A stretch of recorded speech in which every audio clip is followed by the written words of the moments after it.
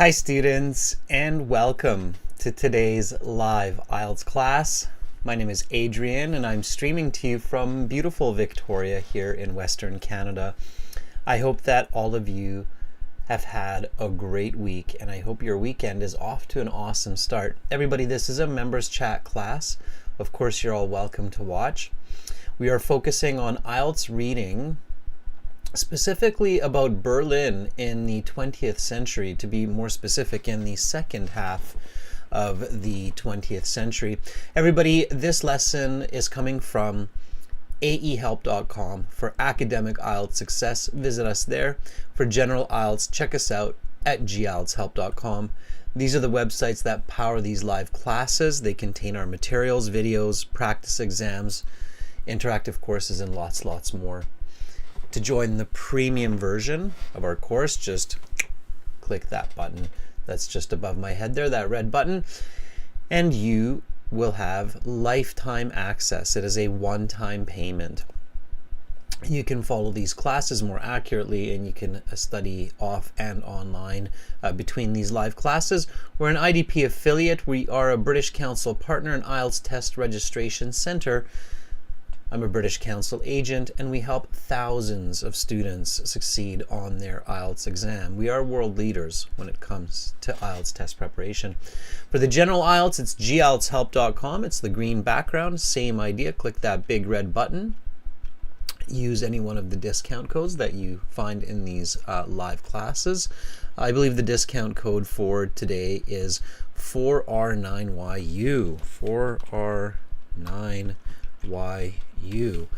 to get that extra 10% off the premium price.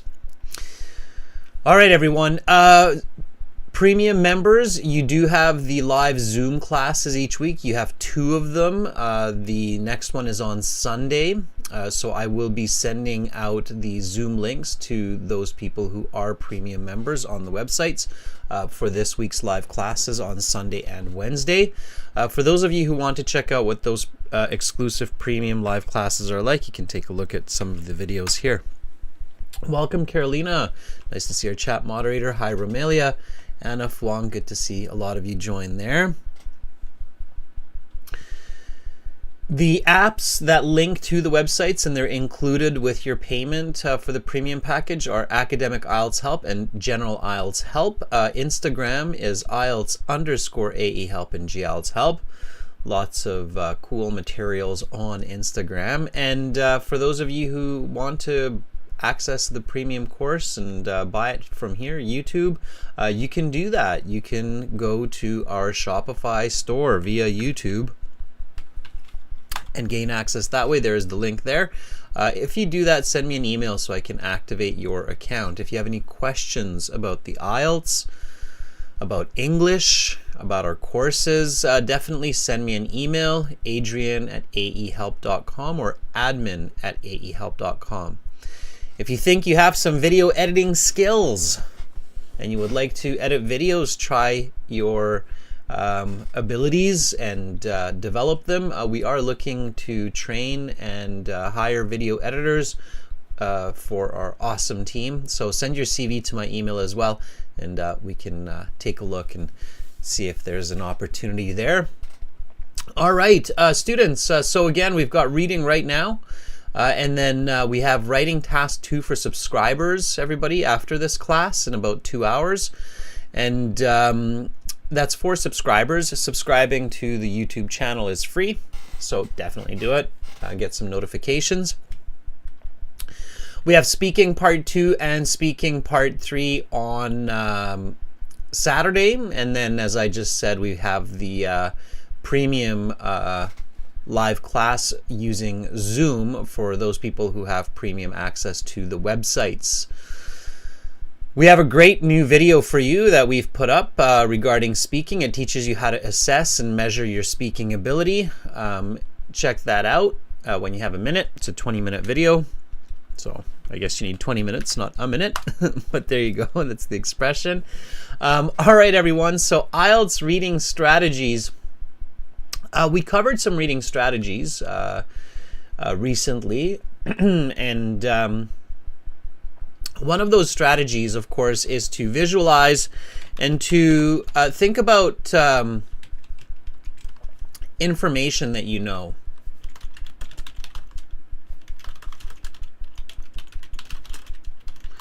Think about what you know before you read and try to picture it. Okay, so here we have the passage for today and the title. Okay, and everybody, this is reading, so do read with me. Read with me. Read along with me. It's important. Otherwise, it just turns into a listening exercise, which is good. It's good to listen, but it's even better if you have the chance to read at the same time. So here we have the title, Berlin from 1945 to 1990. All right, everybody. What do we know about 1945? And more specifically, what do we know about Berlin from 1945? Now, this is some pretty important part of modern human history. We could say it's not ancient human history. Who knows what? Anahita, Fuang, Elizabeth, what do you know about Berlin? What do you know about this very important date, 1945? Anahita says it's after the Second World War.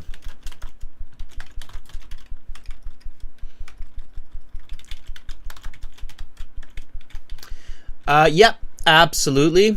What else do we know? There should be some basic information. Students, as I've mentioned before, it is really a really good idea to have some basic understanding of subjects like chemistry, physics, history, biology.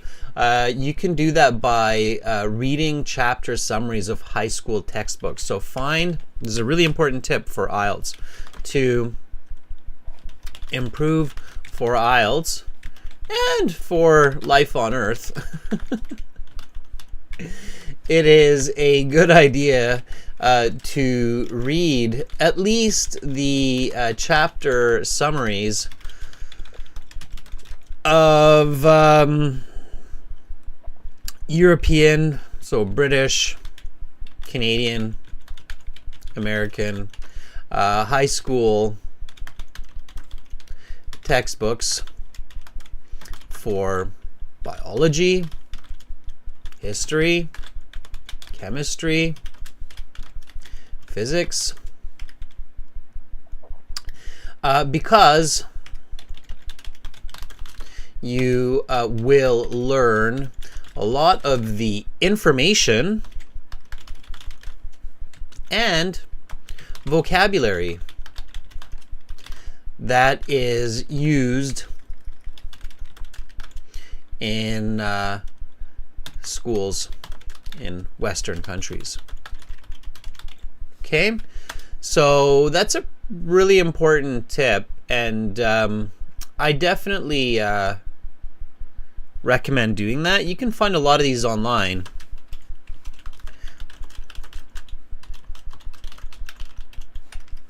Okay. All right. Fong says, I have learned about the Potsdam Conference 1945 when I was in high school. Absolutely, Fong. That is really important. Okay, so that gives you some good ideas of what happened after World War II, right? Okay, we have after Second World War. What else do we know about Berlin? So what was after the Second World War?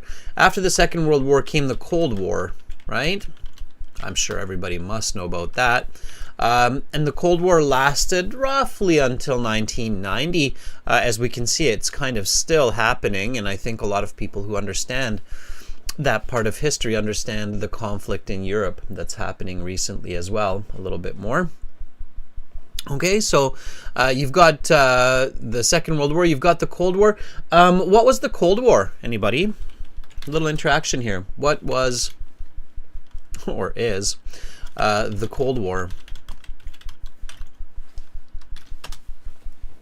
Anyone? Come on, students, this is important. I really hope at least some people know what I'm talking about. It's literally affecting your lives today, and it's kind of a scary part of our current historical context too, with the conflict happening in Europe.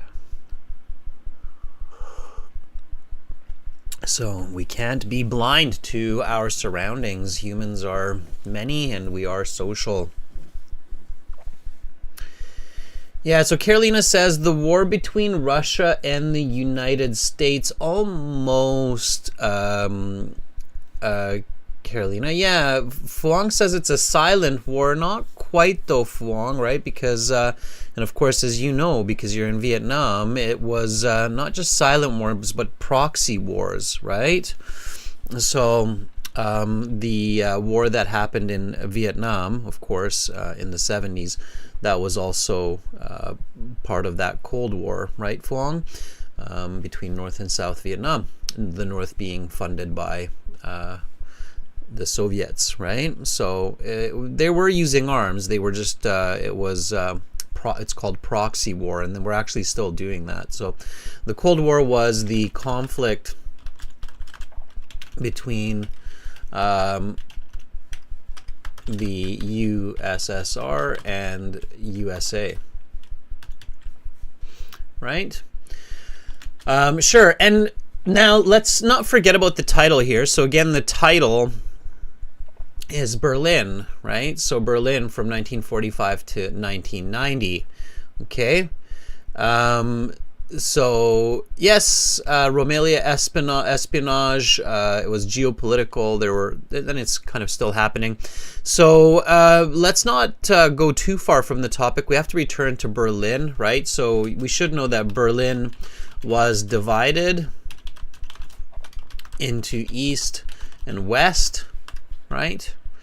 That is important. So you had the socialist East Berlin and the capitalist West Berlin, right? The country, Germany, was also divided, of course, into East and West. So it was a messy, messy situation. Now, you should definitely think about this before you start reading, okay? If you have no idea of Berlin's history in the second half of the 20th century, this passage will certainly be a little bit more challenging to understand and to answer questions, okay? So let's take a look at the questions here, and we'll go from there. So read with me, everybody. Number 14. Okay, let's see what kind of question this is first. So reading passage 1 has 7 paragraphs, A to G. Which paragraph contains the following information? This is a very popular type question. IELTS examiners ask this question because this type of question basically tests how well can you understand the passage, how well can you remember the passage correctly, what is contained in each of the paragraphs. So what is the information, the flow, the structure of the essay, basically. So, and of course it also negates skimming and scanning, so it also stops that strategy from being too effective because it's not a word matching game. Of course, it's reading comprehension. So here, let's read the numbers and then we'll do a little bit of paraphrasing, okay? So number 14, read with me. A treaty which allotted control of German territory to 4 countries. Okay. Paraphrase that. So using your own words, write that in another way. At home, write it down. In the IELTS exam, just think about it in your head. Okay. So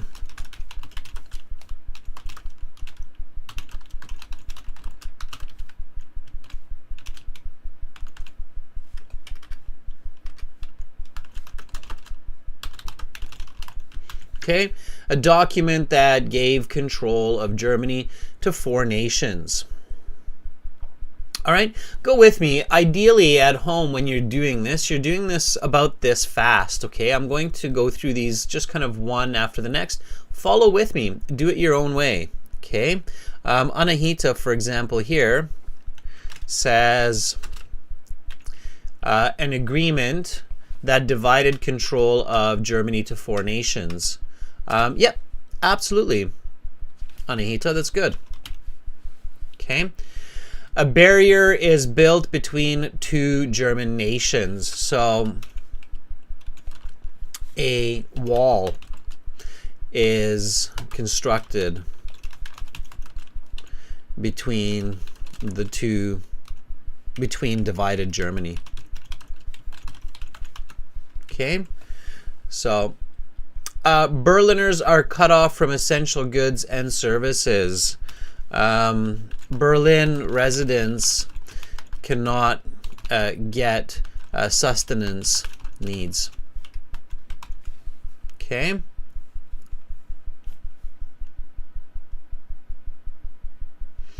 Anna says a conflict made which were made between 2 nations. Anna, really avoid using that kind of language where you have made which were made. It's really hard to understand or interpret, so try to think about a different way to express that, okay? It's a bit of an awkward English, so rethink that one, Anna, okay? All right, revolutions in other nations cause East Germany to demand change. So uprisings in different countries result in socialist Germany to push for change. Okay. The division of Germany into 2 parts, the separation of Germany into 2 halves. Okay. Anna says Germany was separated into 2 parts. Yeah, and it's good that you're trying to keep up. Okay. Anahita says changes in other countries lead East Germany to aspire for alteration. Yeah, alteration's a little bit weird there, Anahita. The rest of it is good though. So changes in other countries lead Germany to aspire for change. Okay.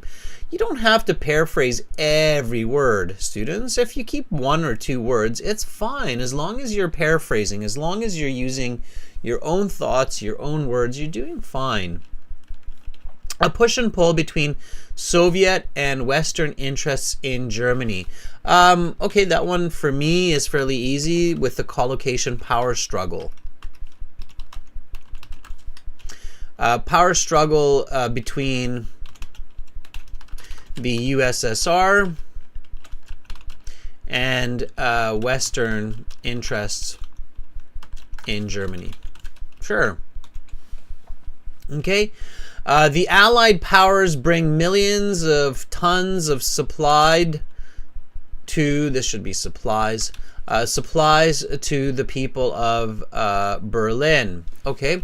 Allied powers were Western powers, so Western nations deliver millions of tons of items to Berlin citizens. The reason we're doing this, everybody, so the reason we're doing this paraphrasing is because in the passage you see the information in different ways. And you want to train your brain to really understand English in different ways. Paraphrasing is really effective to learn English, to become better at communicating, and to improve your reading comprehension.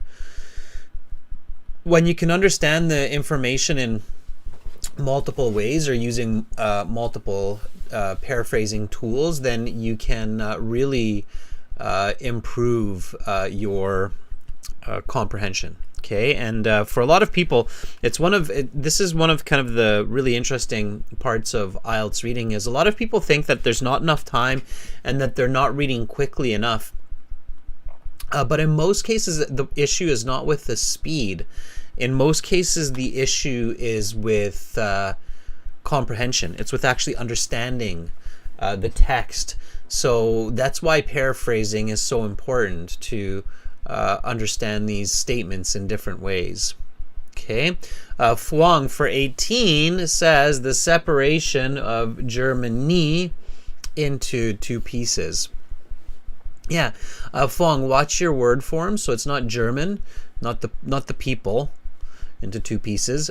Germany, okay, the country. All right. So pay attention to that.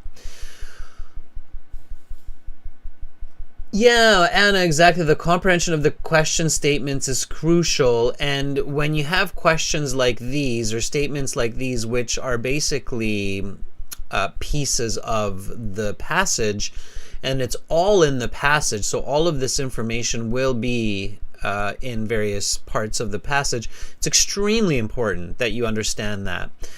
True, false, not given. We have 6 of them here. Now, these ones we're going to leave. We're not going to paraphrase them. We're not going to read them. We don't know which ones are true, which ones are false, which ones are not given. So there's no point in digging into these. Okay. So here we've got basically 2 question types. We've got 6 of the match to the paragraph, and then 6 of the true, false, not given. All right, everybody. Now that we looked at the questions and we know that this is obviously about Germany post-World War II, specifically focusing on Berlin, right? Then we can get to reading. Okay, and again, for this passage, a little understanding of geography, history is really good. Actually, understanding this is really good for understanding what's going on in the world today, believe it or not. Okay. All right, so let's read this together. Read with me, okay? Read aloud if you can. So hopefully you are in your study room and you're able to read with me. Okay, here we go, everybody. So Berlin from 1945 to 1990. After World War II, Germany became 2 countries.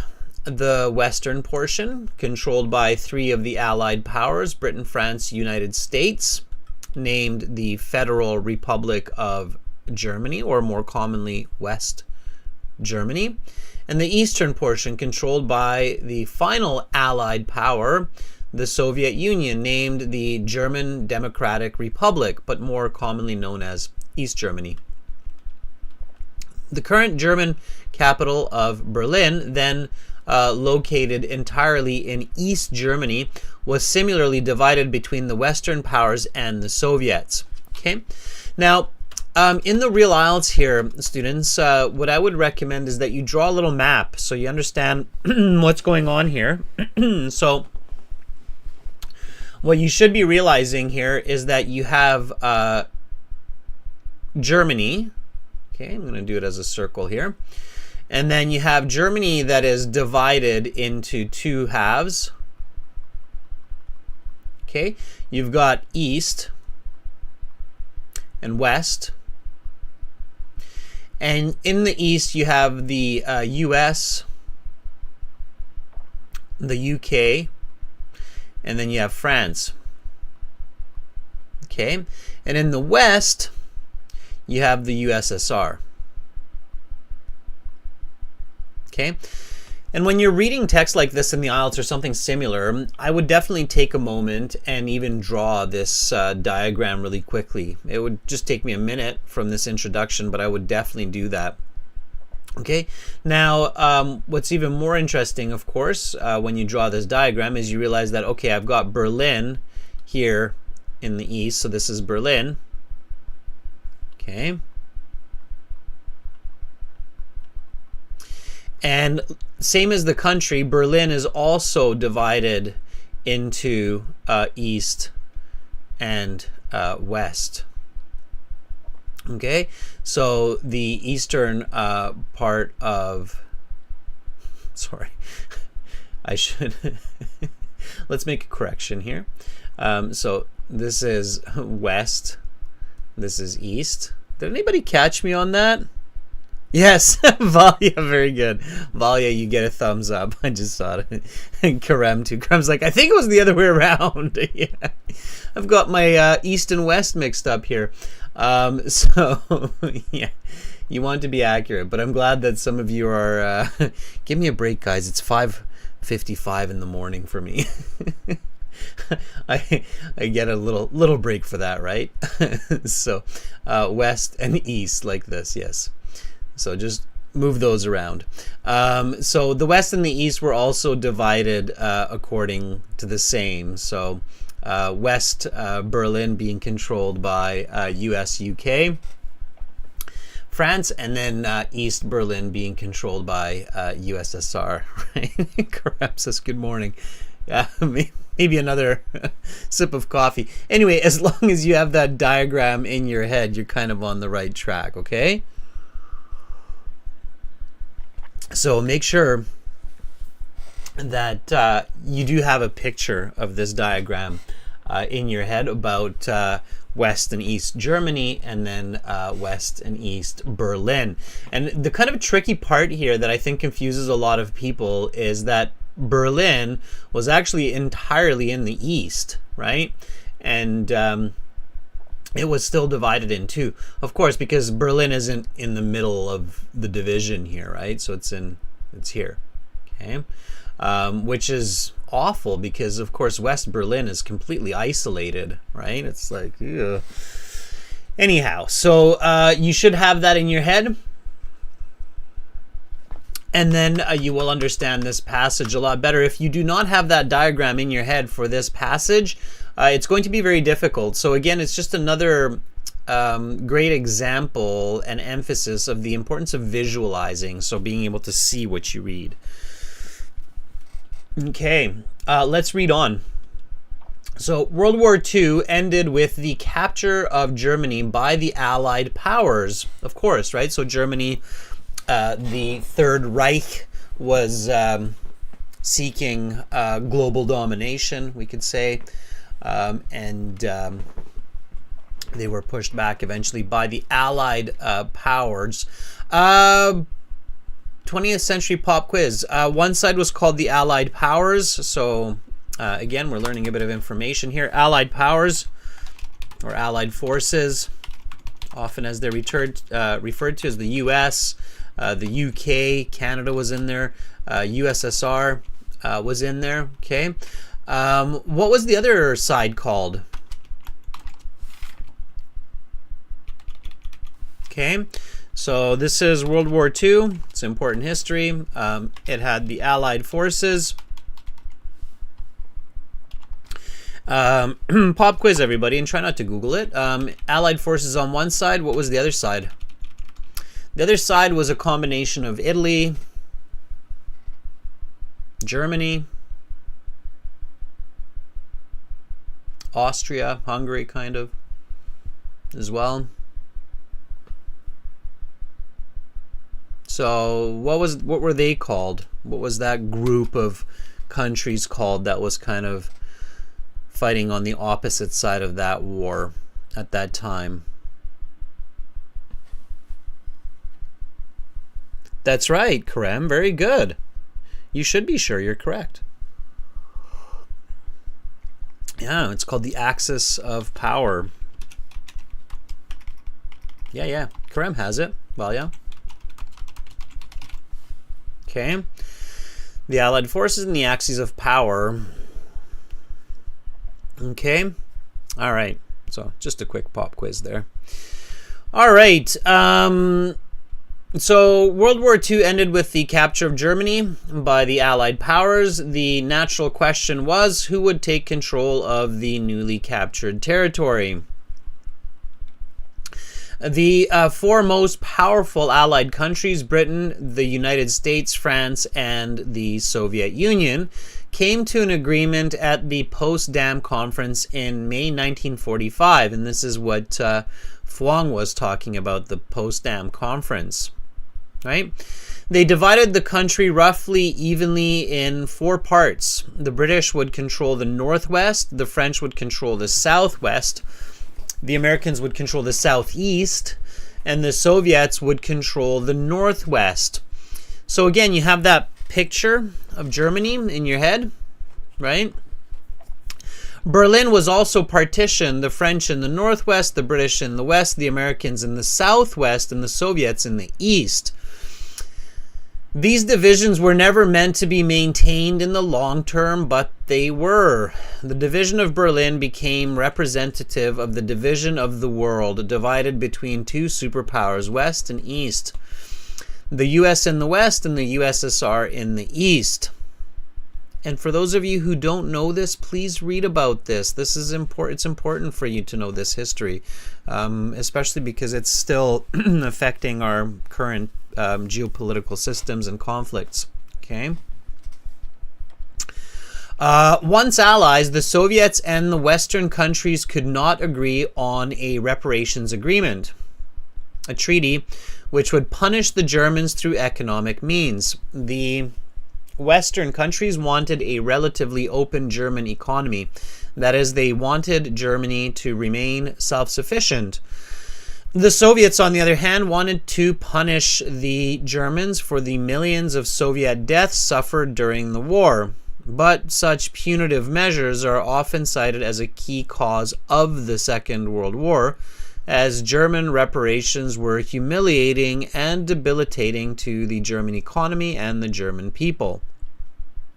This resulted in hardship, poverty, violence, and ultimately the rise of Hitler. The Western nations did not want to see a repeat of such a humiliation. Because of this disagreement, negotiations between the 2 sides collapsed, and ultimately diplomatic relations as well. The Western countries, in a response to the collapse in relations, merged their zones at a national level in 1947. In their combined zone, they advocated the revival of the German economy so that the German people were not completely reliant on financial aid. The Soviets feared this union because it gave the collective more power than the Soviets had in the region. Okay, so in your head, you should be really picturing here this kind of friction or this conflict starting to emerge between the West and the East, so between the Soviet and the Western powers there, and the difference of opinion, right? That's what's happening here, is there's a very clear difference of opinion. The Soviets wanted more punishment for the Germans for all of the deaths and suffering that they caused in Soviet Union. And the West said, maybe not a good idea because that will just lead to more conflict. It's kind of like what Gandhi said, right? An eye for an eye makes the whole world blind. Okay, anyhow, so reading on. D, the tipping point for the Soviets was the introduction of a new currency in the Western zones. A day after this took place, the USSR imposed the Berlin blockade, the first major international crisis of what came to be known as the Cold War. In response to the Confederation of Western sectors, the Soviets blocked all rail, road, and marine access to the Western-controlled sections of Berlin. With the stroke of a pen, Berliners, 2.5 million of them, had no access to their basic needs of food, electricity, and medicine, right? So suddenly here, the economy, so there's different money being used in West and East Germany. And of course, this is in connection to what they wanted, right? So the West wanted to give economic independence to Germany, and the Soviets didn't. So of course the West thought, hey, well, one way that we need to make this happen is to give them their own currency so they can work with it, right? They have a tool for that goal. All right, E. The Western response to this Soviet provocation was to institute what came to be known as the Berlin Airlift, a year-long effort that involved 700 aircraft to deliver supplies to the cut-off sections of Berlin. During this time, 270,000 flights delivered approximately 2.3 million tons of supplies to the city. Without this effort, Berliners would have starved. Okay, so here you should picture this. Okay, what you should be seeing here is kind of that same concept of you've got Germany, right? You've got Berlin here. It's separated into west and east. And you've got Berlin separated as well into west and east. And on this side, the Soviets are saying, okay, Berlin is cut off from this side here. So these citizens in western Berlin basically have no hope of getting help. They're just kind of all isolated there, right? So in the West here, the US and the UK and France and other countries said, hey, no.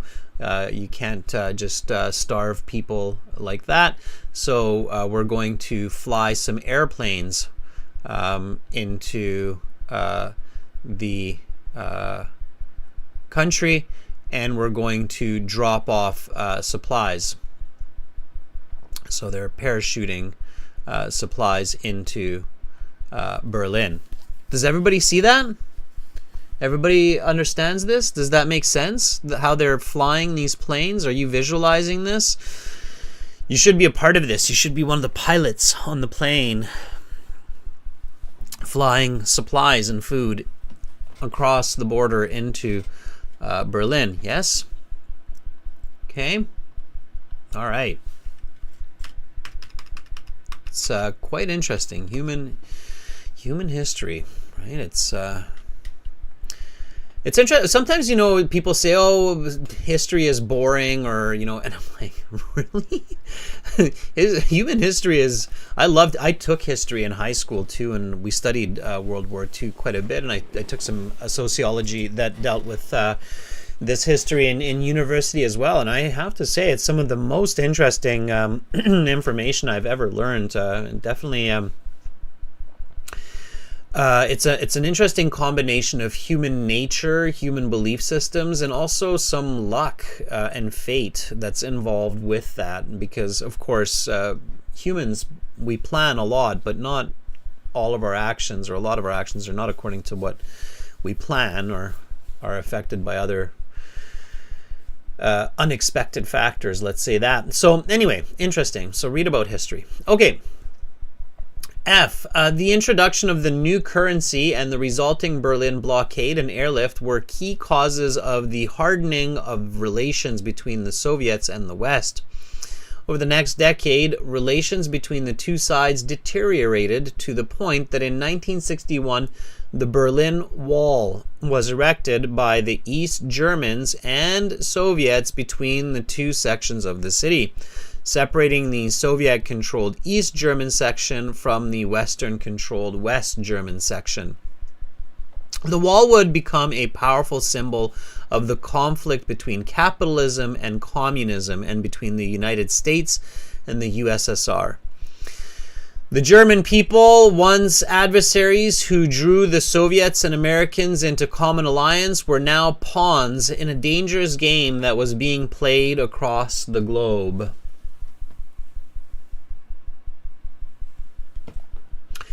The partition of Berlin lasted until 1989. Revolutions against communism in other Eastern European countries earlier that year brought about change in East Germany as well.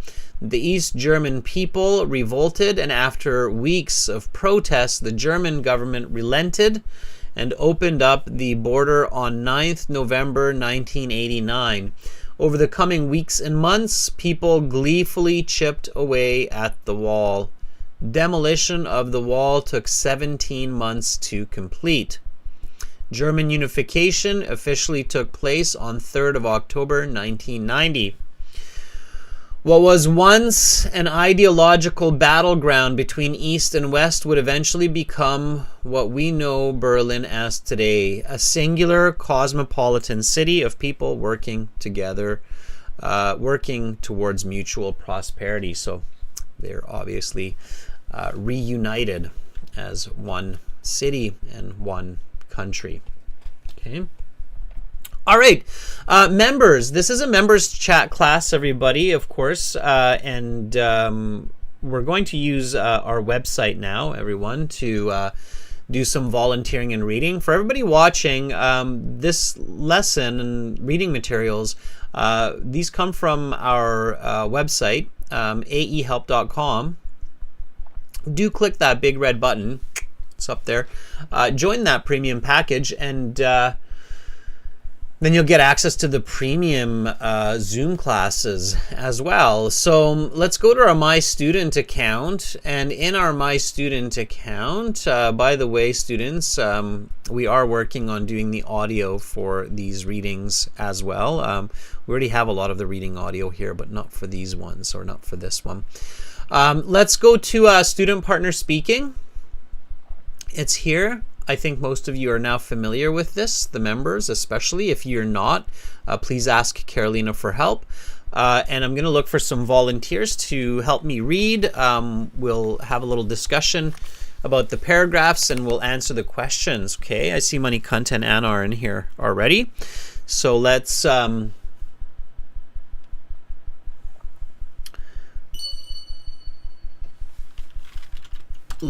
read now together. Of course, when you're doing exercises at home for reading, it's a really good idea to read these passages a couple of times so you can get a really, really good handle on the language and fluency. Okay, let's check in with Romelia. Romelia, are you ready?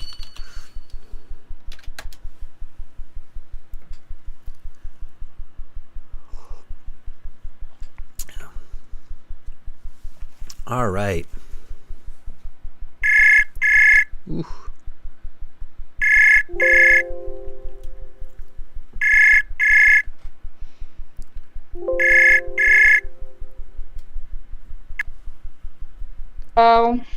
How are you, Romelia? Thank you, not bad. What about you? I'm doing pretty good, Romelia. I'm doing pretty good. All right. Romelia, how familiar are you with this history of Berlin, 1945? So. I mean, I live in Eastern Europe, so I should be.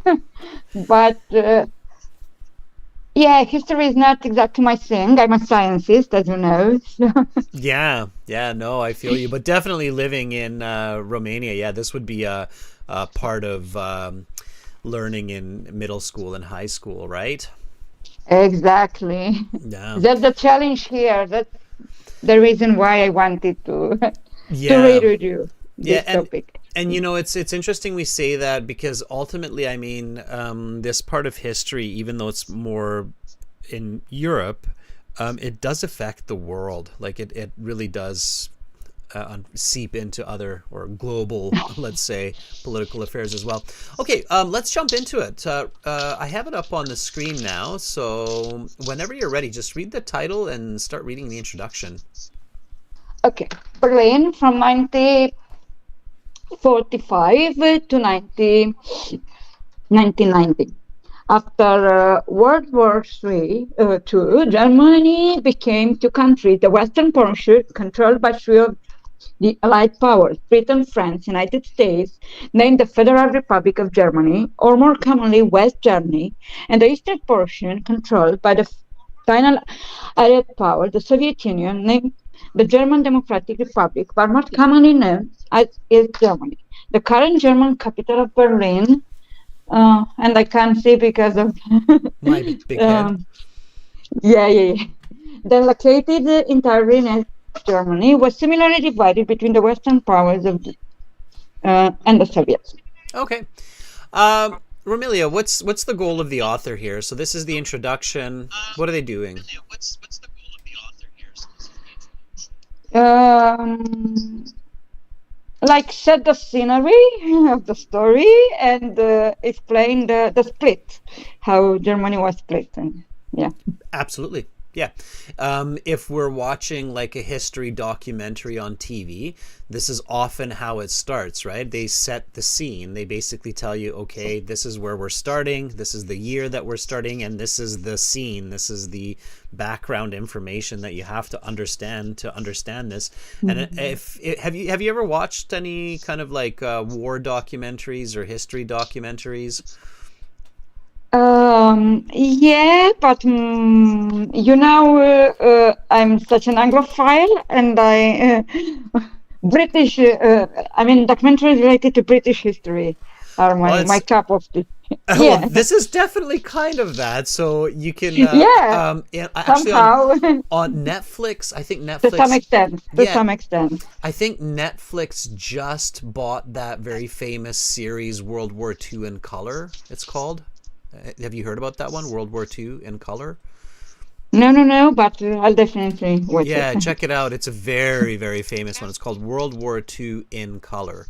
And they often start with this where just like this introductory paragraph, you'll hear the narrator saying this, and then at the same time, there'll be a drawing going on on the screen, and then they'll kind of do like these little images and get people to understand, what's happening. Okay, Romelia, please keep reading. So read paragraph B for us as well.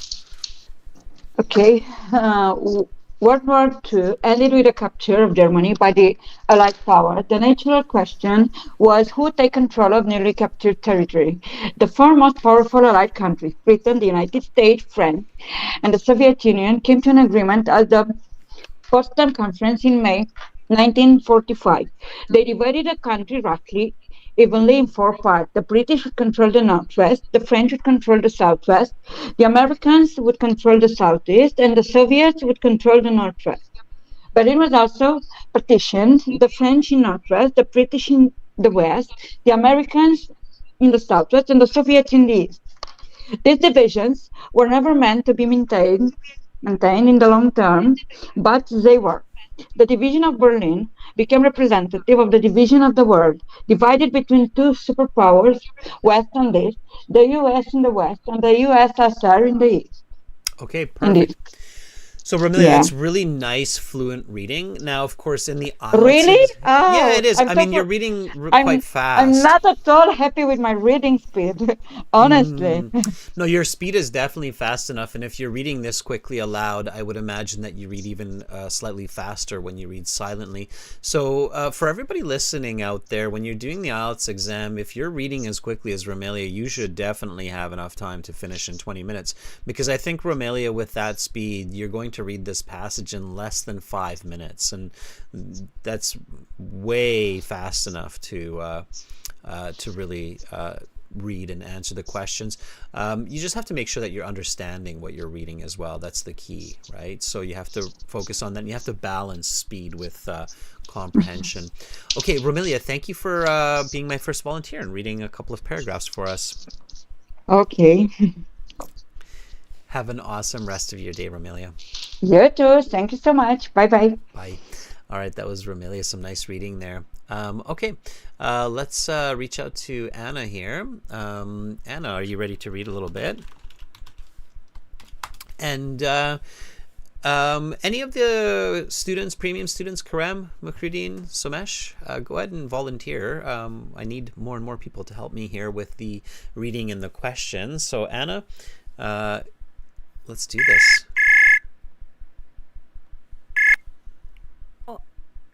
Hello. Hi Anna, how are you? I'm doing pretty well. I'm busy as a bit today, working all day. Busy as a bee, yes, and bees Yeah. are certainly busy. Anna, I'm guessing you're also somewhat familiar with this part of history, right? Yeah, of course, we learned a history about USSR from one semester, I'm very familiar with this history. Only about the SSI, it was 4 months to study this history at university. Yeah, because you're in the Ukraine, right? Yeah.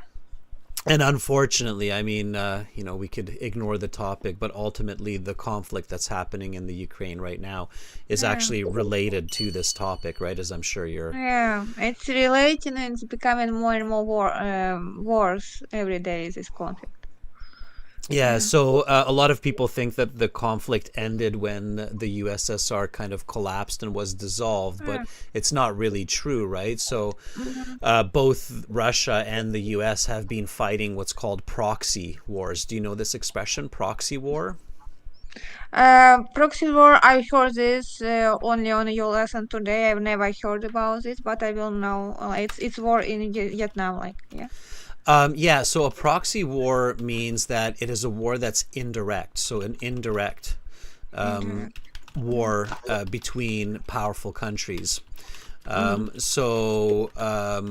There have been so many of them since the Cold War started. So Vietnam, Korea, um, Mm-hmm. Serbia, um, Afghanistan, Mm-hmm. and now Ukraine, unfortunately. Yeah, but, These are basically all proxy wars that are being fought more or less between the United States and Russia, right? In a big way. yeah. So, Yeah, but problems with gas and fossil fuels had a huge impact in 2014, and all this war-like reaction after 8 years of conflict, this full-scale invasion, it's like reason of this. It's not like for one day, like we were awakened and the war started. No.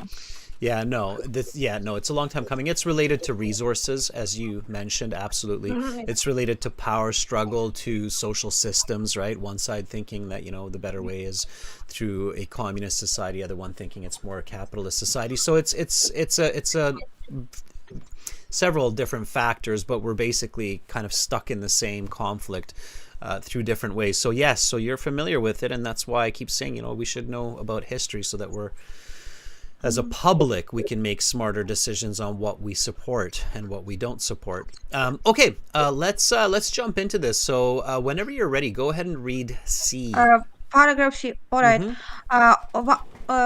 Once allies, the Soviets and the Western countries couldn't agree on the repatriation of agreement, a treaty which would punish the Germans through economic means.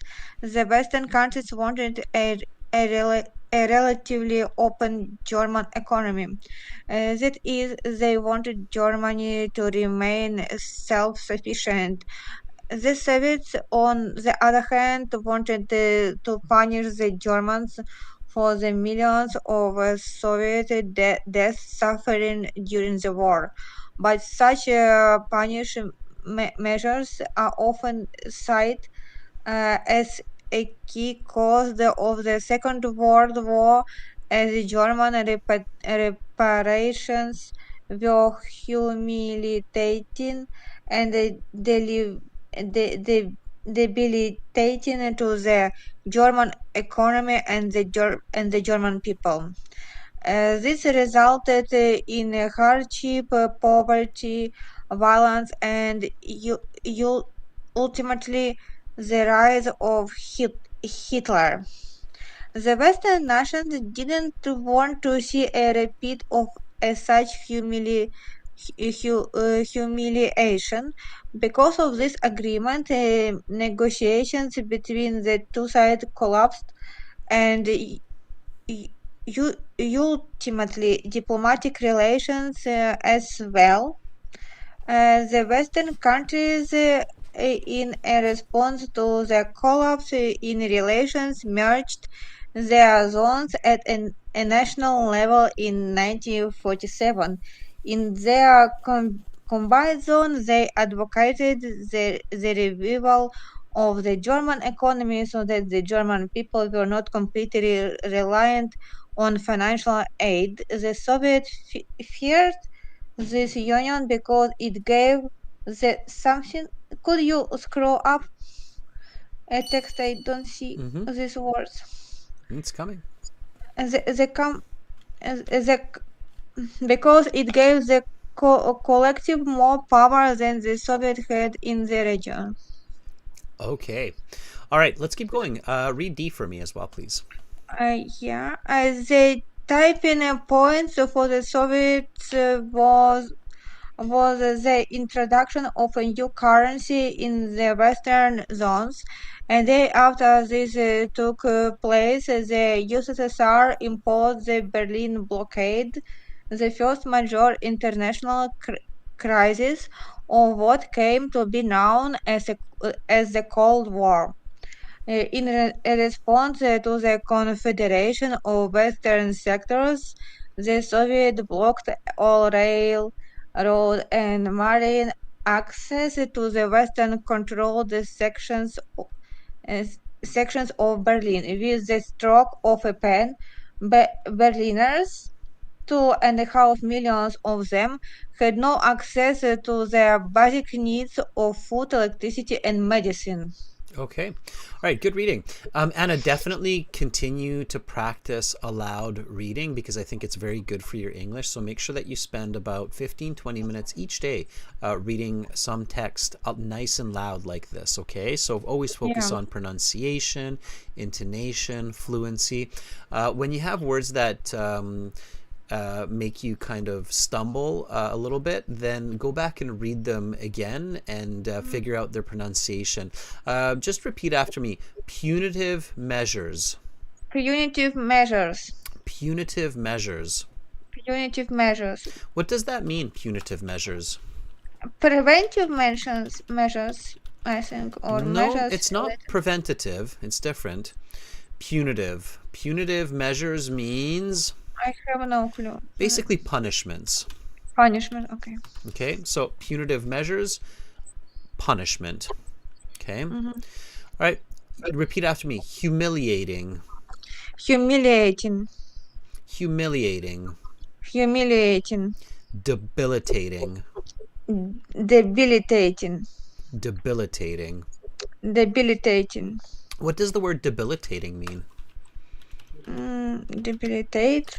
I even don't know. It's a word, like even different parts of this word.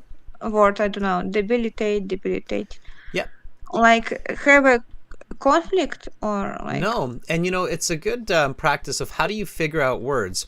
Look at the word. You will actually recognize part of this word. What's the prefix here? The prefix is the first part of the word. It's negative. Yeah, it's D, right? So D means something negative, right? Yeah. What's the root? Devil. No. D is the the prefix, so the root has to be ability, right? Ability, yeah. Okay, and the ing more or less is the suffix, exactly. Suffix. Now D means something negative, right? Yeah. Okay, ability. What does that mean? What other word do you know that starts with ability? Ability. That's right. Okay, ability. What does ability mean? Ability, it's like a skill to understand something, information, like simple. And I keep it simple. Ability means skill. Can do. It actually means can do. It's something that you can do. It's your ability. You can manage. Okay, so what do you think debility means? Can't do physically. Exactly. That's exactly what it means. Cannot do. Okay? So debilitating means an action which makes the inability to do. Okay? So now we can do an example sentence. When a person criticizes me, it debilitates me socially, and I become very shy. right? So now we have the example sentence. Just repeat after me. When a person criticizes me, it debilitates me socially and I become very shy. When a person criticizes me, it debilitates me socially, and I become very shy. Right? And now we remember the word and we can use the word in context. So that's a very good example of how you can figure out words based on the prefix, root, suffix. Especially the prefix in the root can help you. So don't panic if you're not sure what it means right away. As I just showed you, you can figure it out. You just have to take a moment and really pay attention, okay? Yeah, but my weakness is like statement. Question statement is sometimes not clear for me, and it's challenging to paraphrase, and because of it, I can lose some marks in matching information sentence. By the way, in this type of question, So you have match. to kind of figure it out, and this strategy that I was showing you is one way to figure out some of the key words, right? And to visualize those. Yeah. Okay, just repeat this word after me. Disagreement. Disagreement. Okay, you read this word as agreement and not Again, yeah. disagreement. You have to be very careful not to read the opposite of what is there, right? So agreement would have been the opposite. So just be very, very careful with that. One more, tipping point. Tipping point. What is the tipping point? That's a collocation or an expression. What does that mean, tipping point? I have no idea, but I know tips. It's like an advice. Probably it's like some actions or items can help in this conflict. Not quite. So the word tip is used in various different contexts and meanings in English. So a tip can be money that you give as thank you to somebody, right? A tip can also be advice, right? Yeah. But the actual more fundamental definition of tip is to push over, okay? Do you know the phrasal verb tip over? No. Like I tipped over the cup and milk spilt on the table. Can you just repeat that after me? I tipped cup on I tipped over. I tipped tipped over the cup and milk spilt on the table. I tipped over a cup and milk over the table. Okay, I tipped over the cup and milk spilled. And the milk spilled on the table. On the table. I tipped over the cup and the milk slipped on the table. It's like breakdown. Milk spilled. So if you want to think about tipping point, I'm going to draw you a little diagram here on the screen, okay? Real quick, and then you'll understand this. And of course, Anna, I'm showing you this because I think others also have difficulty understanding this. So when you have a seesaw, or also called a teeter-totter, you have one person sitting on one side, and another person sitting on the other side, okay? And then you have a tipping point. The tipping point for the seesaw is right there. That's where it tips, okay? Yeah. So it goes up and down, and that's your tipping point. Yeah, and they need to find a balance to be on the one level when, That's to right. trade off between this. Yeah. I know this. So the tipping point means the point of change, or in this case, the time of change. So in this paragraph, when it says the tipping point for the Soviets was the introduction of a new currency in the Western zones, right? So what were they? It was the Deutschmark, right? There was the Western Deutschmark and the Eastern Deutschmark or something like that. Somebody might correct me here, right? But that was the tipping point. So the Soviets were getting more and more angry that all these changes were being made in the West. And finally, the decision that made the Soviets go, that's enough, the tipping point, was when the West introduced this new currency. Okay, does that make sense? Yeah. So it's the point of change in this case, okay? All right. Anna, thank you for helping me explain these various skills. Give me a volunteer, yeah. Okay. And Adrian, by the way, can you send me a link to this unlisted videos of members class premium, because yeah, it's after right here. Anna, I'm going to show it to you right now because I'm sharing it here in the lesson. So it's right here. I'm going to put it into the chat. Okay. Because it disappeared last time. It disappeared There. for me last time. Yeah. It's the link is in the chat, so you can get it in the chat. Okay. For those premium classes. Okay. Thanks a lot, Anna, for reading. Yes, thank you very much. Yeah. Bye, Anna. For giving me a chance. All right, that was Anna.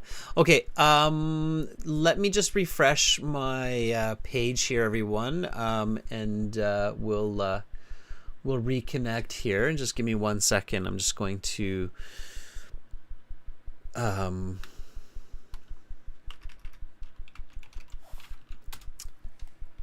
fix this for us real quick. Okay. So refresh your student partner speaking page, and then Mehdi or Aridna, Mukhridin, Fuang, if you'd like to volunteer to do a bit more reading, just quickly ping me, and then we can get into it. Again, for all of you who are watching this, we're basically using the website here, and you can get premium access by clicking the big red buttons to join the premium versions. Okay. All right. I think I saw a couple of volunteers there. So Fuang, I think you were kind of early on there. Karam, good. Are you ready? Fuang.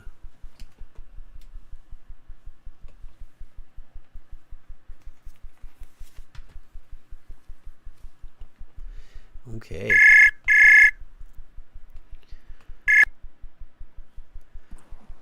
Hi, sir. Hi, Fuang. Hi, All right. sir. Hi. Fuang, are you ready to do some reading? Hi, Fuang. Yeah, I know you're muting YouTube, so I'll give you a second. Are you ready to do some reading? Yes, sir, I'm ready. Okay. Then you will see paragraph E. Please read that when you're ready. Okay, sir. The Western response to the Soviet provocations were to institute what came to be known as the Berlin Alliance, a year-long effort that involved 700 aircraft to deliver supplies to the cut-off section of Berlin. During this time, 270,000 flights delivered approximately 2.3 million tons of supply to the city. Without the effort, Berliner would have stopped. Okay. Good, Fuang. Just keep reading. Go ahead and read paragraph F. Okay, sir. Um, the introductions of the new currency and the resulting Berlin blockade and airlift were key causes of the hardening of relations between the Soviets and the West. Over the next decade, relations between the two sides deteriorated to the point that in 1961 the Berlin Wall was erected by the East Germans and Soviets between the two sections of the city, separating the Soviet-controlled East German section from the Western-controlled West German section. The war would become a powerful symbol for the conflict between capitalism and communism, and between the United States and the USSR. The German people, once adversaries who drew the Soviets and Americans into common alliance, were now caught in a dangerous game that was being played abroad the globe. Okay, read G for me as well, please. Okay, so the partitions of Berlin lasted until 1989. Revolution began communism in other Eastern European countries earlier that year brought about change in East Germany as well. The East German people revolted, and after weeks of protest, the East German government relented and opened up the border on the 9th November 1989. Over the coming weeks and months, people gleefully chipped away at the wall. Demolition of the wall took 17 months to complete. Germans unification officially took place on the 3rd October 1919. What was once an ideological battleground between East and West would eventually become what we know Berlin as today, a singular cosmopolitan city of people working toward mutual prosperity. Okay, nice. Fuang, just repeat after me. Deteriorated. Um, deteriorated, Deteriorated. deteriorated, Nice. Deteriorated. deteriorated, Okay, good. Pawns. pawns, Pawns. pawns, Cosmopolitan. cosmopolitan, Cosmopolitan. cosmopolitan. Okay, you read 3 paragraphs, E, F, and G. And you should have at least 3 clear pictures in your head for these 3 paragraphs. For paragraph E, you should be visualizing what? Fuang. Well, I'm visualize I'm a Berliner, and in Germany, I will start by the comment of cutting off supply to the city. That's okay, Fuang. And what really sticks out to me in E is the 700 aircraft. So what I think you should be seeing is just lots and lots of airplanes in the sky. Okay, so here for paragraph E, you should basically see just lots and lots of airplanes flying through the sky of Germany, delivering these supplies. Okay, and maybe you are in one of these airplanes. There you are in that one. Okay, there's Fuang right there. All right, there you are, Fuang, in that airplane. Okay, so that's what you should be seeing. Lots and lots of airplanes flying through the skies. Okay, for paragraph F, you should also be seeing a picture of an object. What object should you be seeing in F? The wars, Berlin Exactly. Wall. Yeah. Exactly. See, Fuang, there you are. You're standing on the wall.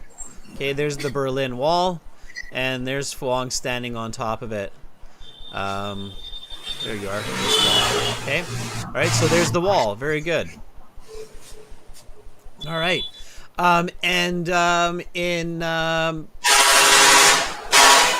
paragraph G, you should also be seeing a picture. What should you be seeing in paragraph G?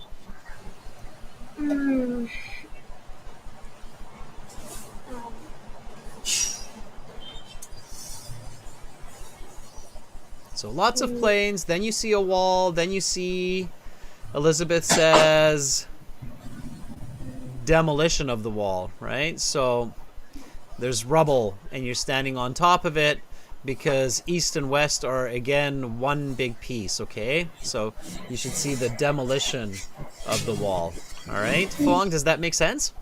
Yes, sir. Okay, and forming these kinds of simple pictures is really, really useful. Okay, I'll show you why. Watch. Can you read number 15 for me, please? Yes, sir. A barrier is built between the two German nations. Okay, what's the answer? 15, sir. Yeah, for number 15. What is the answer? A barrier is built between 2 German nations. Which paragraph? Sorry, I should be saying, which paragraph is that? A, B, C, D, E, F, or G? I think F or G, sir. F, right? Because in G it's demolished. In G it's flat. It's broken, Yeah. right? And this is not destroyed, it's built, right? Yeah. So it has to be F, okay? Because you saw it, all right? Okay, so the answer there is F, right? Correct? Yes, sir. Yes. Okay. All right. Number 16, read that for me. Berliner are cut off from essential goods and services. Which one's that? I think E, sir. What are you doing in E? Well, I visualize I'm a Berliner and I'm starving because cutting of food and medicine. But in E, I think you were flying airplanes, right? Yes. Oh my God. Right? So I would say the answer is probably not E, it's probably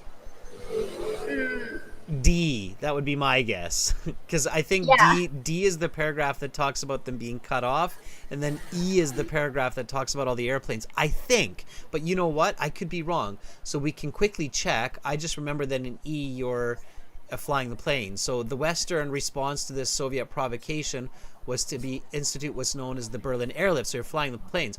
See D at the end of D, with the stroke of a pen, Berliners, 2.5 million of them had no access to their basic needs of food. So that one is D, right? Yes. Okay, Yes. but if you visualize correctly and you visualize that you're in this airplane in E and you're flying in for help, then you realize, oh, I think that's because in D, the paragraph that came before, that's where the Berliners are cut off. Does that make sense? Yes, sir. Okay, so just those simple images, Fuang, just those simple visualizations can help you to go through these answers really, really quickly like we're doing right now, right? It makes a lot of sense. Yes, sir. Okay, Yes, sir. so Fuang, lots of good visualization, okay? It's not just visualization, it's good visualization, accurate visualization, okay? Okay, sir. All right, thank you for volunteering, Fuang. That was really good reading. Your English is getting better and better. Okay, thank you, sir. Have a good day. You too. Bye, Fuang. Bye-bye, sir. All right, that was some nice reading by Fuang. And again, just practice those words that are a little bit tough. Repeat them twice, okay? All right. Mukridin, hi, are you ready? Let's see if Mukridin, another one of our premium students. By the way, in the chat here, when you see the premium student badge, everybody, that means that the person is a premium user. You should contact them and find yourself speaking partners to practice speaking with, okay? All right, Mukridin.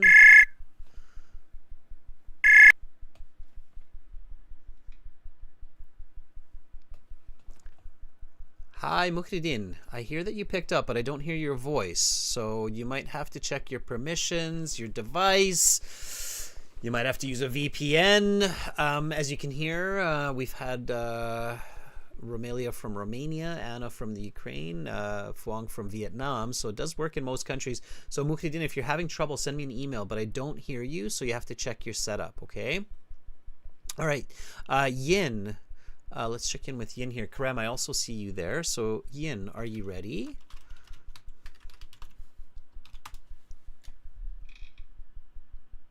Yeah, and I really like the support in the chat, everyone. Aliev, don't call me. Okay, if you want to volunteer, just send me a message first, like Yin or Karem. You'll see me in here as a master. Okay. So Aliev, if you want to volunteer, that's fine. Just in the blue envelope beside my name, Master, just send me a message, okay?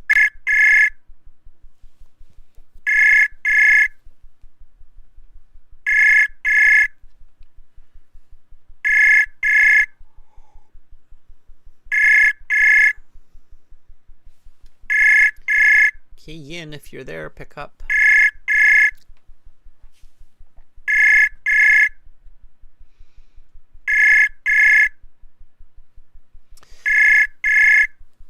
All right, Yin, I'll give it another 2 rings, and then if you don't pick up. Okay, Yin, not sure what's going on there. Karem, Aliev, again, if you want to volunteer, then just let me know. Let's see what's going on with Yin.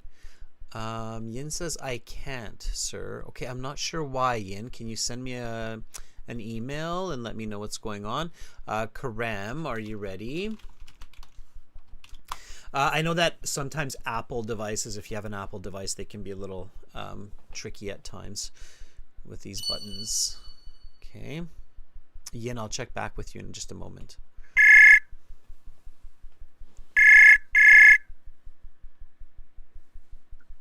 Hello. Hi, Karem. Hi, how are you? I am doing good. How are you, Karem? I'm doing good as well. Thanks for asking. Actually, these days I'm struggling with my microphone, so that's why I hesitate to be volunteer. But if you can hear me, it's okay for me. Yeah, I hear you very clearly, so no problem there. All right, Karem, let's jump back to 14 here. We kind of skipped that one and we're going to get to it. So can you read number 14 for me? Sure. A treaty which allotted control of German territory to 4 countries. Okay. I think that should have been quite clear. And again, ideally, you're not searching for these answers for these types of questions because that takes a lot of time. So you should have a pretty good idea, at least if you don't know the exact paragraph, at least you should know if it's in the beginning, in the middle, or the end. Karem, is this in the middle, the beginning? Sorry, I should say, is it in the beginning, in the middle, or the end? I think it was in the beginning paragraphs. Yeah, it makes sense, right? I mean, that's kind of how the story starts, right? End of World War II, 1945, the country gets split by these 4 countries, right? So that's kind of the start of it. So where is it then? So if it's got, A, B, C, D, E, F, G, then it must be somewhere. If we say the beginning, it should be somewhere in A or B, maybe C, but most likely A or B. Where do you think we'll find this? As far as I remember, it was in paragraph B. Okay, great. That's exactly what you should do. So students, listen up. You should be doing exactly what Karem is doing right now. He should, he's thinking, okay, beginning, middle, or end. I think it's beginning. I think it's B. And then if you're not 100% sure, you can check. But if you're like 80% sure, Karem, then you should just mark it and go on. And then if you have more time at the end of the reading section, you can go back and check it. But I wouldn't bother if I were 80% sure. Are you 80% sure that it's B or not? Yeah, I'm actually 100% sure. Okay. Well, then definitely move on. So B it is. Yeah. Yeah. I'm like 90% sure. So you're more sure. You're more sure than I am. I'm kind of between A and B. And sometimes it's tricky because some paragraphs talk more about it than others, and I think B does talk more about it, even if A mentions it. So I think you're right. B is the best answer. But yeah, let's leave it then. All right, number 17. Go ahead and read that one for me. Revolutions in other nations cause East Germany to demand a change. Mm-hmm. Okay. I think it's like... Let's do it this way. Beginning, middle, or end? I think end. End. Okay, right. So it's got to be the last few paragraphs, right? Okay. So remember the visualizations with Fuang? Airplane, standing on the wall, then standing on the rubble, no wall, right? Which one would this match with? I think after the revolutions, the wall is disappeared, right? Yeah, it's destroyed. Yep. Yeah, destroyed. So I think it was mentioned about that paragraph, but I don't remember which one. Right, what's the letter, right? Yeah. That's Yeah, where it's yeah. tricky. Now, sometimes you don't have to go all the way back to the passage. You can just look at the instructions. So it says has 7 paragraphs, A to G. So G is the last one, right? So then you can go, okay, I think it's the last one, whichever that one was, and then here you can see it's G, right? So revolutions against communism in other Eastern European countries earlier that year. Yeah, so there you go. So it's G. Yeah. Okay. All right. Okay, good. All right. Let's do one more. Number 18. Go ahead and read that one. The division of Germany into 2 parts. Okay. I Beginning, think middle, or end? Yeah, it's beginning. I think it's the easiest one also. Okay. I think it's A because it's the main idea of the passage, I think. Exactly. It's the introduction, right? It introduces the whole concept of what we're discussing. So it's the introduction, and they say they even give the names, right, very clearly. They say the West Germans and the East Germans, but they also give the more technical terms, which I don't remember, right? Yeah. One is the Republic of Germany and the other is the Democratic Allied Germany or something. But anyway, so they very clearly label them in paragraph A. And so that one's fairly easy. But again, you don't want to rush, right? So you do want to go through the steps. So you want to go, okay, beginning, middle, or end. Okay, it's the beginning. All right, which one had it the most? This one. And then if you have to check, you check. But Karem, you're absolutely on the right path. Karem, it seems like you've got some good ideas. Have you been doing any mock exams, practice exams recently? No, actually, I'm planning to take IELTS in the next month. Mm-hmm. And I have just started to study last month, but I'm not happy what my progress. Mm-hmm. So I need to much focus on my study. Mm-hmm. So yeah. I think you'll surprise yourself. So do a mock exam, and I think you'll be pleasantly surprised. As long as you're doing what you're doing in this reading passage, I think you'll realize like, oh, okay, I've got this. So you're on the right track, Karem. Just do one or two practice exams, okay? If you've got that practice exam next month, if you've got your real exam next month, and you're doing lots of practice, if you've done all the practice exams on the website, the 6 that are included on the website, I definitely recommend using Test Glider if you've got another $27 to invest into 8 full computer-based exams, because Test Glider is exactly like the computer-based test for the IELTS, and it's a really good product. So check it out. Okay, I wouldn't recommend it if I wasn't sure that it would help, but if you have that and you can invest in that, then it's a good idea to do practice exams. Okay.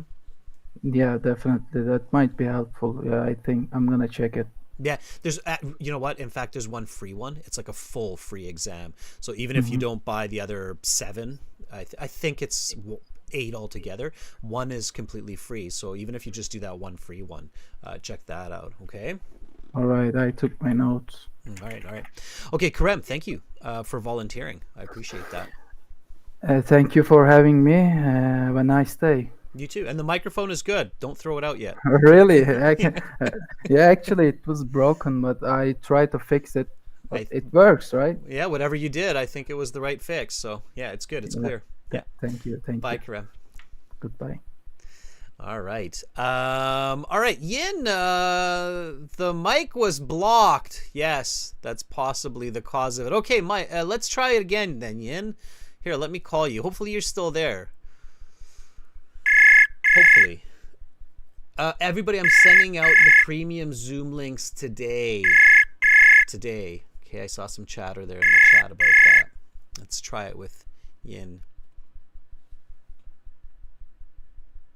Yin, it sounds like you picked up. I don't hear you. Oh. Yin? I hear something. It sounds like you're in a fish tank. I kind of hear you though. How are you? Still some.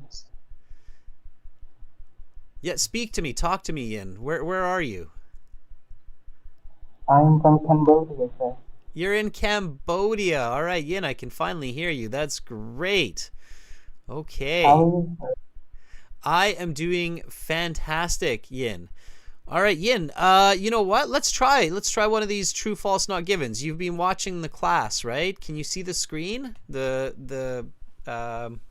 You should see it here in a couple seconds. Can you see number 21?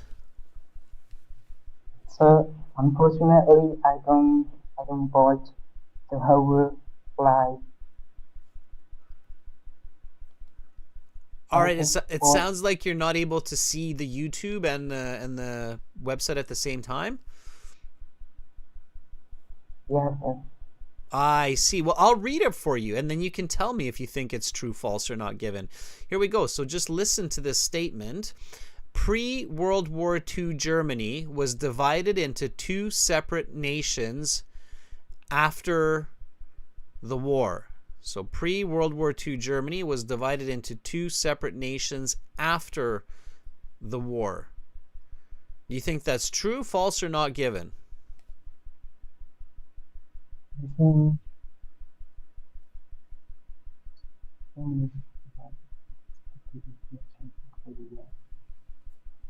It's got to be it's true, important, sir. right? It's true. I, I, I guess it's true. Yeah, absolutely. It's important, so it must be given, right? We're talking about Germany in the way that it was divided, so it must be given. And then we carefully pay attention, pre-World War II Germany, so before World War II, that Germany was divided into two separate nations after the war. Yeah, it was divided into East and West, right? So that's got to be true. Absolutely. Okay.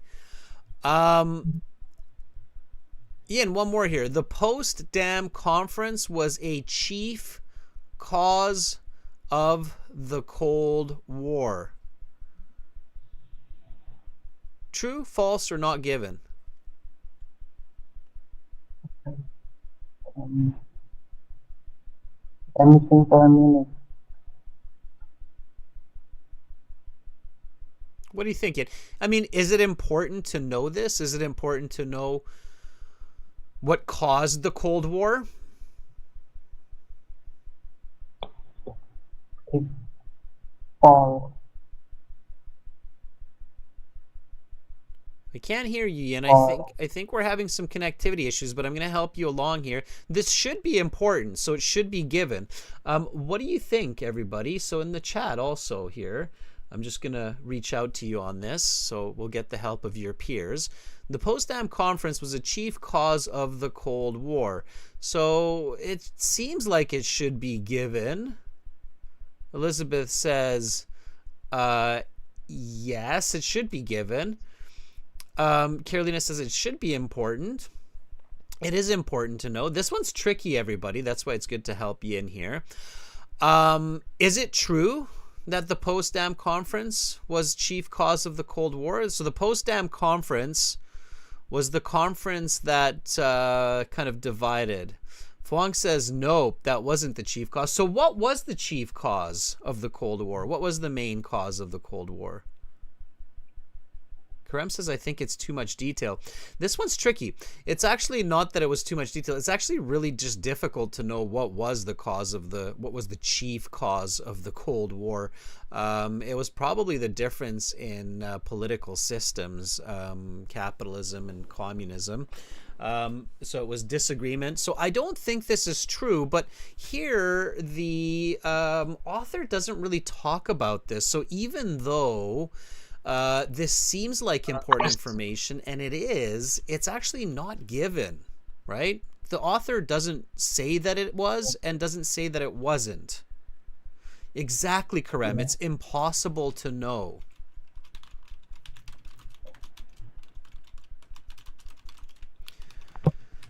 Okay, and if we have to, we can check. So that would be a not given. All right. Yin, we've got a bit of a connection issue, I think. I can kind of hear you, but at least we connected, and that's great. And I'm glad that you reached out, and I hope you have a fantastic rest of your weekend in Cambodia. And Yin, don't give up, okay? Check your connection, and then maybe try a VPN that might give you a better connection to me, okay? Yeah. Thank you for giving me a chance, sir. You are so welcome, Yin. Have an awesome rest of your day. This is my first time And in online class. And I'm super happy that you're here with me, and that's awesome. I'm glad that you were able to make a connection. Bye, Yin. All right, that was Yin. It was a bit hard for Yin, but he didn't give up, and we were able to talk to him a little bit, and I was able to give you a little bit of insight into these true, false, not given questions. So that's very kind of you, everybody. Yeah, different systems, right? Okay, students, you know what? For the rest of this reading, these true, false, not given, go through the 23, 24, 25, 26. Give me your answers via email, and I will give you the answer key, okay? I will tell you what the answer key is. You can also answer 19 and 20, these last two here, and send it to my email, everyone. I have to get prepared for our task 2 writing class that's coming up. So everybody watching, we've got a writing task 2 coming up for subscribers. Okay, so subscribe to the YouTube channel, and then you'll be able to join the chat in that class. And of course, if you want to access our premium Zoom class lessons, then make sure to sign up for the premium package at aehelp.com or gieltshelp.com. I'm sending out the links. I saw some chatter about that in between the students there. I'm sending out the Zoom links today for Sunday and Wednesday's Zoom class. Okay, everyone? Yes? Today they're going out. You're very, very welcome, everybody. See you in about 25 minutes for that Task 2 class. The Task 2 question was a question in some of January's IELTS exams, or a very similar question. It's kind of an interesting one. So definitely come back in 25 minutes to discover what that Task 2 writing question is or was. And it'll be a fun essay. Hopefully I will see you there, everybody. I'm Adrian, signing out for now, but I'll be back in 25 minutes. Bye.